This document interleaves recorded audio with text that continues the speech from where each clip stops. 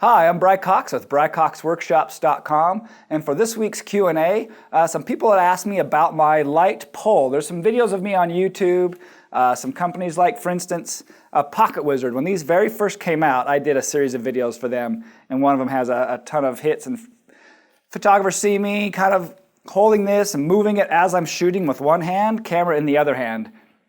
So I've been getting some emails, photographers saying, one, why do you use a pole like that as opposed to maybe just a light on a stand that you can just sit there? And second of all, how did you build that? You know, what are the parts? Things like that. So I actually have a list of all the parts that I used. Here, I will link it here. I have like a little page on my website with all of these parts and the model numbers and everything like that. But the big thing is, the reason why I like a pole, and it's just on a very, very super lightweight monopod, is because lighting is crucial and light angle is crucial, and to be able to aim this constantly as people are moving. So yesterday I was shooting a family up in the canyon. So in that case I had my lights on stands because they weren't moving a ton, and I didn't have to keep moving my lights a ton. I could get everything set, metered, checked, and then I could leave my lights alone and work on playing with the kids. However, if I'm shooting, say, like a model or something like that where the person is moving and they're changing their waist, they're changing their chin, they're changing their head, they're moving their eyes, then I like having a pole because I can literally just kind of like put this down on my waist, and with one hand I can keep moving this. I can stretch it way out, bring it in, turn it, and wherever they're moving, I can get that light at exactly the right angle I want, where I can be shooting with this camera or with this hand. So there's the idea, right?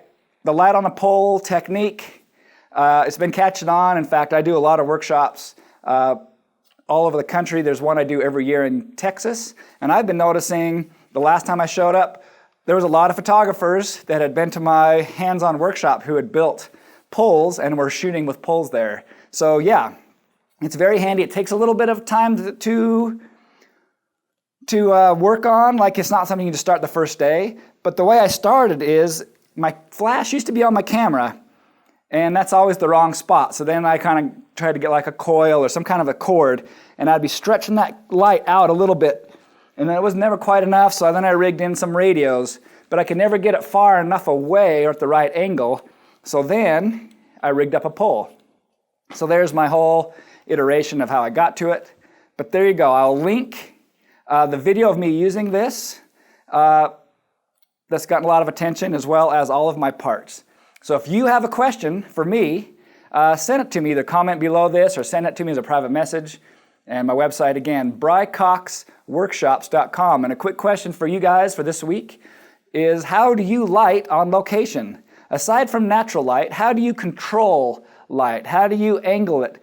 How do you aim it? How do you literally control your light? All right. See you next week, America.